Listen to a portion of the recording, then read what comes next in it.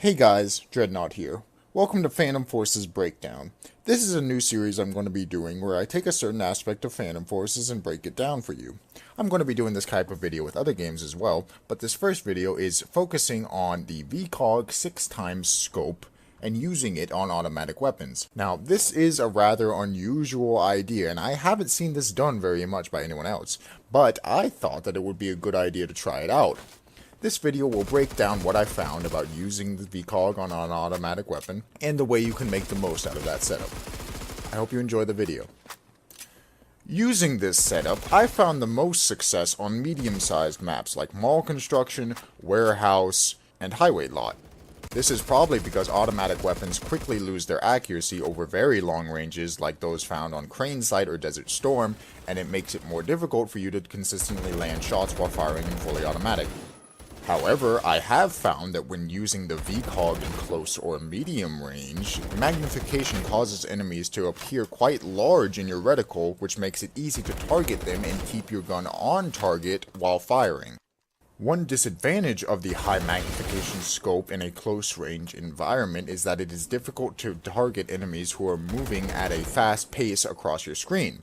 In this clip, the enemy was running straight towards me, so I was able to easily kill him. However, in this clip, I was killed because I was unable to swing the scope fast enough to deal with the enemy's side-to-side movement.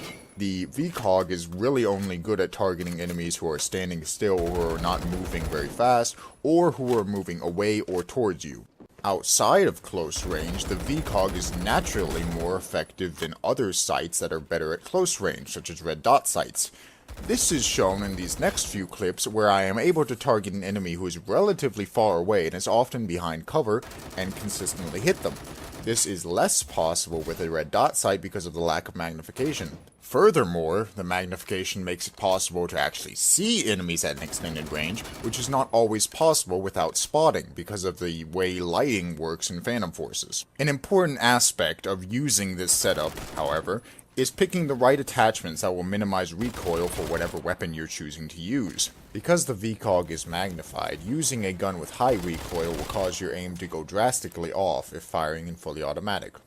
Another important consideration when selecting attachments to use in conjunction with the VCOG scope is maximizing effectiveness at hipfire. When using the VCOG scope in a close range map, it is not always possible to zoom in with the scope and still fire effectively. Taking these two considerations together, I would recommend using a muzzle attachment that can decrease recoil, such as the muzzle brake or the compensator, a grip that will maximize hipfire potential, and a laser in your other slot.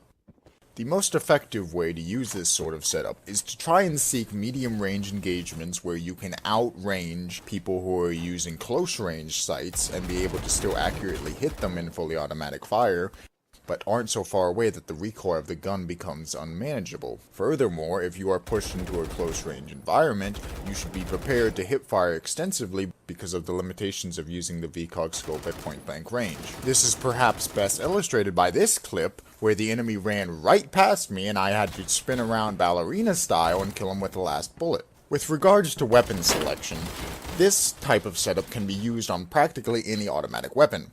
However, in this video, I have been using the M16A3, the G36C, the UMP45, and the SCAR H.